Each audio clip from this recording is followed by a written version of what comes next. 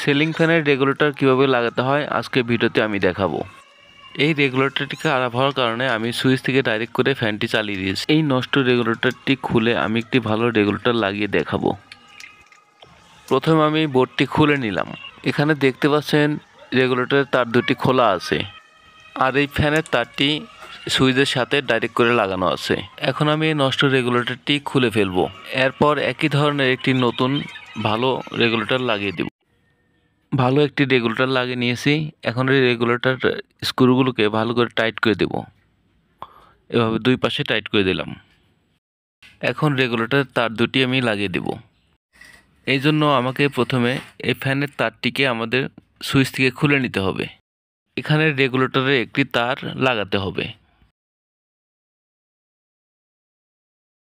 এখানে রেগুলেটরের যে দুটি তার দেখতে পাচ্ছেন, এই তার দুটির যে কোনো একটি আমাদেরকে এই সুইচে কানেকশন করে নিতে হবে।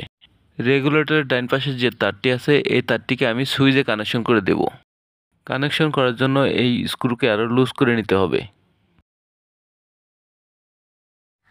এখন আমি এই রেগুলেটর তারটি সুইচের এখানে লাগিয়ে দেব। কানেকশনটি যখন করবেন তখন অবশ্যই সুইচের স্ক্রুগুলোকে ভালো করে টাইট করে দিবেন, তা না হলে লুজ কানেকশনের কারণে স্পার্কিং করে সুইচটি নষ্ট হয়ে যেতে পারে। এখন রেগুলেটর যে তারটি বাকি আছে এই তারটির সাথে সুইচ থেকে যে তারটি খুললাম অর্থাৎ ফ্যানের তার, এই দুটি তার একসাথে জয়েন করে দেব। দুটি তার জয়েন করা হয়ে গেছে। এখন এই দুটি তারের উপরে আমি ভালো করে টেপ করে দেব। আমাদের কাজ শেষ। এখন আমরা এই বোর্ডটি লাগিয়ে দেব।